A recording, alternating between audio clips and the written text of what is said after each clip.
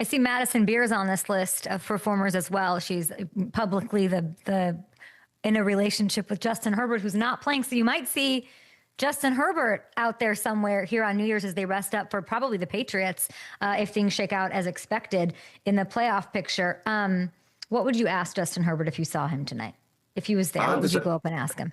Well, I'd first ask him, well, I want to congratulate him on a great year, and I just want to tell him how big of a beast he's been in the last couple of weeks playing with a broken left, wrist or forearm or whatever it is, broken hand. And then I would ask about his hand. I'll say, how you feeling going into the playoffs? I would get his tune and see where his head and mindset's at going into these big games this year. And I would also compare my size to him. I never met him in person. Justin Herbert's a big guy, and the way that he can run as the quarterback and throw the ball being that size is very impressive. So I would go back to back with him, and then I'd be like, yeah, I could have played quarterback too.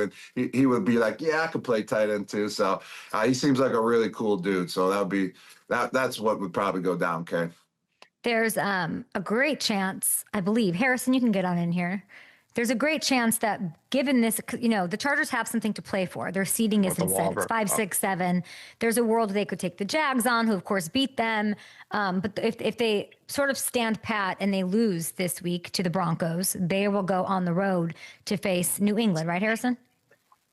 Yeah, New England is the most likely opponent out of those scenarios. There's a chance they could go somewhere else, but it's probably going to be New England in the wild card round. So they'll be rested. He's got the hand, that's already a thing. The offensive line, they've somehow survived it. What do you think of that Patriots matchup against the Chargers and Justin?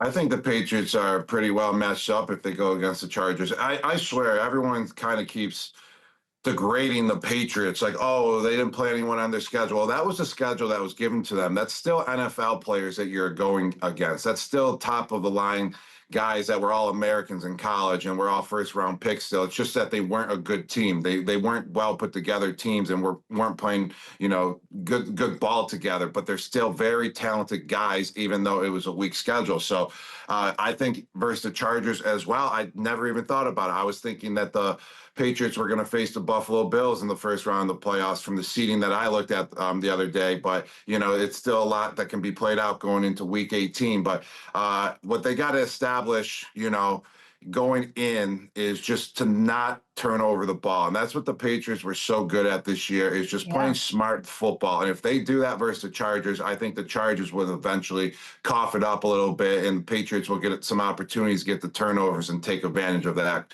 if they face them up and if they face them in the first round of the playoffs. Yeah, I was just saying that his, Drake May, we're all obsessed with him, but his touchdown to interception ratio is insane for his age, for really any quarterback, but especially one as young as he is. I want to show you the playoff picture in the AFC so we can get this right. So here's the possible outcomes for the Patriots. The three most likely teams that they would face are the Texans, Gronk, the Chargers, like we just talked about, and the Bills, who you mentioned. So sorry to be crude and do it this way, but F, marry, kill those three teams: Texans, Chargers, Bills. All right, if I had oh man, I would kill the Chargers. Really? That means you don't want them? Yeah, what do you mean? I don't want, for the Patriots to face them? Yeah, you would marry the matchup you want most. Well, yes. You would the one that you're okay, I can survive this and go to confession in the morning. Okay. All right. Well, okay. We're going to marry the Houston Texans then, because the Houston Texans have a wonderful defense, so you're always going to feel protected, Kay. Yes, when you got a defense, when you got security, I'm talking about if you're the Patriots. Okay, let's do this again. If you're the Patriots, this is difficult. Chargers, Texans, Bills, from maybe just rank from the team you want to face most to not most. Okay, all right. I was going in a different direction. I wasn't literally asking you. Yes. Well, I would say first off, I would take the Bills. I mean, already played them twice, should have beaten them twice, was up 21-0, and then they let down. I think they learned from that mistake. It was kind of good for the Patriots to lose that game. It really was. And they talked about that. Hey, we can learn from this situation. We're on a 10-game win streak. We didn't know what it's like, to be up, and then another team comes back. We were too high on ourselves at that moment. We let up in the game. It shows that we got to play all four quarters. And I believe with a coach like Vrabel, he's going to install into these players, how to learn from that loss. And they sure have. They've been undefeated since. So if they go against the Bills, I think they match up against them great. They should be 2-0 versus them, like I said. And I think that would be team number one. And then team number two is the Los Angeles Chargers. We just talked about it a little bit. If they just don't turn the ball over, play their football that they've been playing as a Patriots team, I think they match up pretty well against the Chargers and can take them down by 3 to 10 points in the playoff game. But the team that would be most difficult is definitely the Houston Texans. I mean, they're so hot right now. What makes them great is that, like, their beginning of the year, they were just figuring themselves out. They didn't know how to put it together yet. The defense, didn't really step up yet. They were trying to play together as a team. The offense really wasn't there. Then all of a sudden, about a quarter of the way into the season, after like 6 games, they just took it to a whole nother level. And the Texans defense is just so freaking scary. I think that's the team that would give the Patriots the most problems in the first round of the playoffs. So you'd marry the Bills. All right, You'd marry the Bills. Yeah, and I'm from Buffalo, so I gotta marry the Bills. The Texans, because that's the team you want least. Yes, yes, that makes sense. So marry the Bills. I'm from Buffalo. I would F the Chargers because they're LA. So LA, Hollywood. So you gotta get it in real quick, and then you gotta get it in really quick. Yes, and then you kill the Houston Texans because their defense is just legit. You want no part of them. No part of it. Too hard. Yeah. Not easy pickings. Question for you. When you were talking about the Bill, it kind of blows my mind that you pick the Bills out of those 3. Like, if you could pick one of those teams to face, if you're the Patriots, it's the team that you have faced twice, lost once, and has the reigning MVP. Can you explain why Josh Allen isn't scary to you if you're the Patriots? Oh, no. Let me tell you, Josh Allen is the scariest part of the Buffalo Bills, and Josh Allen will always be scary as a player, no matter what, until he's not scary anymore. But it's the team of the Buffalo Bills. You can run on them. They don't really have the weapons for Josh Allen to pass to. If you can contain Josh Allen and not let him get out of the pocket, not let him run, not let him do his heroic stunts out there, where all of a sudden you're like, wow, how do you do that? And then they're back in the game. If you can just, not let Josh Allen, do what he does, you have a spy on him. I think, that's why I picked, the Buffalo Bills, because it's not of Josh Allen. It's because they don't have that, that team that I believe can take down the Patriots in the playoffs. I think I would have disagreed with you, Gronk, but when you mentioned Vrabel and you're talking about it being the 3rd time, you only really want that if you really believe you have the coaching advantage. So you're really saying a lot about Vrabel and Josh. Actually, that's a great point as well. I really do think that the Patriots have the coaching advantage 100%. And McDermott and the Buffalo Bills coaching has not, shown up yet in the playoffs, to where it needs to be over the last couple of years, and even this year in some occasions in some of the games. So I would say some of it definitely goes down to coaching. A lot of it does, going into the playoffs as well. And Vrabel is on a pedestal right now. He's way up here, with me, and not just with me, but with everyone in the NFL. And I think the Patriots have the better coaching in that situation. So advantage Patriots once again. Yeah, I'm trying to factor in the calculus, like the importance. I'd like the Patriots going to the Super Bowl would be so gnarly. It would be so fun. But I'm trying to factor in how much does experience actually matter? Because even if you look at those 3 teams, Josh Allen by far has more playoff experience than the other. But does it matter? This is one of those where I'm like, it doesn't freaking matter. What do you think? No, it doesn't matter. And it's always played up to be so much every single year. Experience.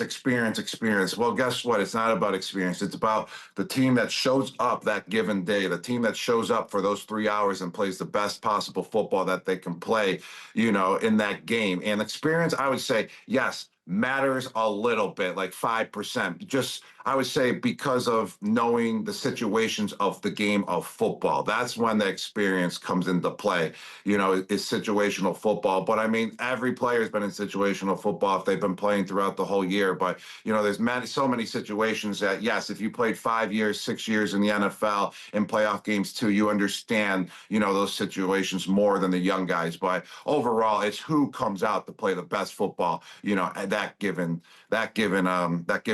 Sunday or Saturday or whenever the game is coming up this weekend. You don't know what day it is weekend. right now because you're so freaking busy doing your holy guacamole. Hey, yes. Does Tom Brady send like holiday texts? You know, I don't you, think mass holiday texts, but no, but like, are you gonna get like a Happy New Year, Gronk? You're the man. Like, no, right? Or yes? Does he send like? Yeah, he does. He does. He does. Yes, he does. He Tom really is does. so cute. That is the cutest thing I've ever. Does he really? Yes. Mm-hmm. Yeah, I actually got one yesterday. It said "Happy New Year's, Gronk." It was really cool. Are you kidding me? Yeah, and How I does wrote he back have "Happy time New to Year's, do that? Tom." I mean, you know, Tom's a great guy. You know, he doesn't forget about his, old teammates that helped him out. You know, I know, but his there's got to be a coworker as cutoff, well. Gronk. Like Yes. you're getting one, Randy's getting one, Julian's getting one, and then like where does Chris Hogan get one? And then Probably Kay not. Adams is next, and then Kay, you're next on the list. And I've never gotten. it's cut Hey off Tom, right there. Tommy, I've never gotten a have a good Christmas. I've never gotten anything. I've never gotten a babe text from you on a holiday. Tom, Yeah. that's so cute that he does that. I don't know why I just thought of that. Tom's the best. He's a great guy all around. He is. Okay, let's take a look at the AFC playoff picture here. You dominated it for so many years with Tom. And we're getting a good old-fashioned one here. Ravens, Steelers, winning in. Winner goes to the playoffs. Lamar Jackson, Gronk.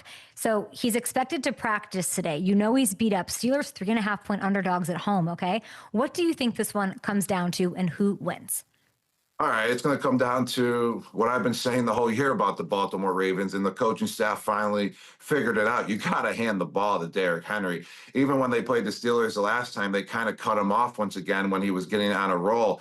But that's the offense of the Baltimore Ravens. Is Lamar Jackson playing in this game? I'm not sure. I'm not sure yet. He's practicing today. They're going to see. But it doesn't matter with how his inconsistencies has been. He hasn't been throwing the ball that great. Who knows if he can even run because of his injuries. He's all over the place right now. But they got to stay consistent with handing that ball to Derrick Henry. They finally did it last week because Derrick Henry, if you go look at his stats and his production over the last 10 years or whatever, this guy gets better as this season goes on, and he needs more handoffs. That's just how he's built. That builds up. That's how he's fueled, as a human being. Like he was just born for these situations to run the ball 25 to 35 times a game and just wear down defenses. And they finally did that last week when he went for 4 touchdowns and how many yards he went for. And if they do that again, they can control, the line of scrimmage. They control the time of possession.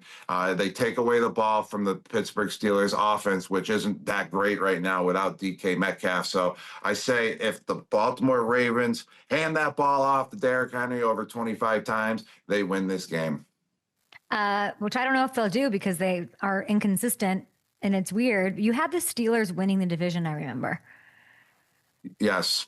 Yes, I do. I mean, it's going to be a great game. Like, this is what you want week 18 to come down to is this is ultimately, truly, Baltimore Ravens and the Pittsburgh Steelers are both in the playoffs right now, okay? Because whoever wins, he goes on, and whoever loses go home. So the playoffs are extended right now. That's what you want in week 18 of the regular season. But going home is more meaningful in this one because there's an Aaron Rodgers part to this, Lamar's coming back. There's trade rumors. He's not, how does this end for Aaron? That's what I'm thinking. How precious is this game? Is this his last game if they lose? How does it end for Aaron, you think?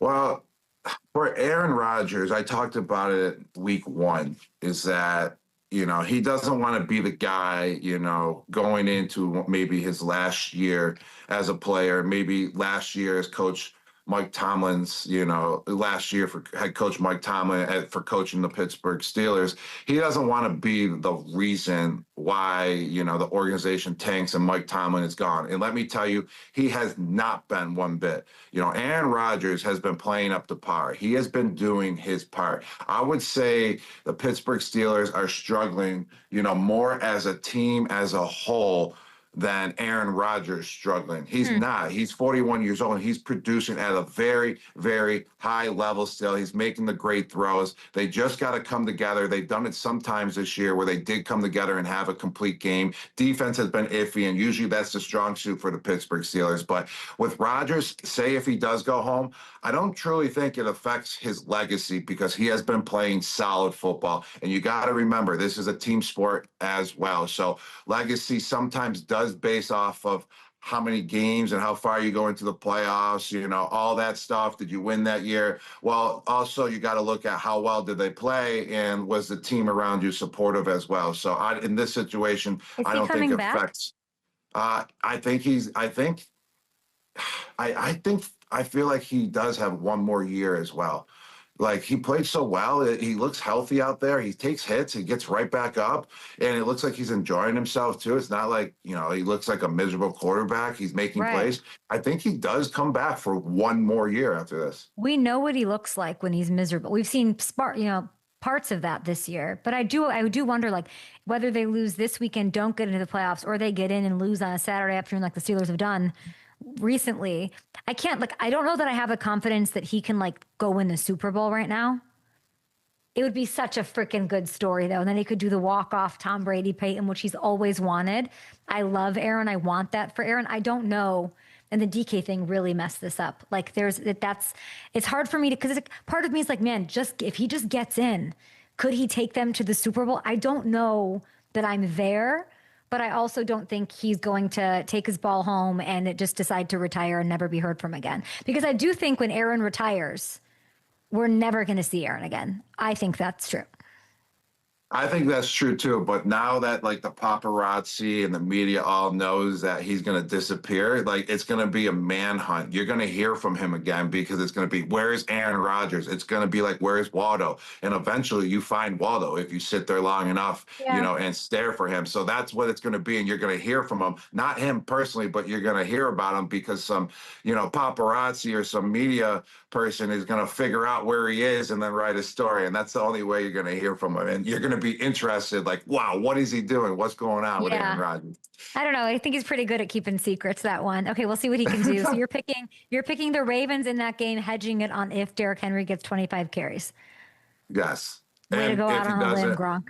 Yeah, that's how I roll. Okay, you know, you gotta have an out every single time. Yeah, you have the most famous incentive catch of all time. Week 18, 2021. Brady clearly hooked you up. We've talked about it, and I want to take a look at some of the other guys. Let's see.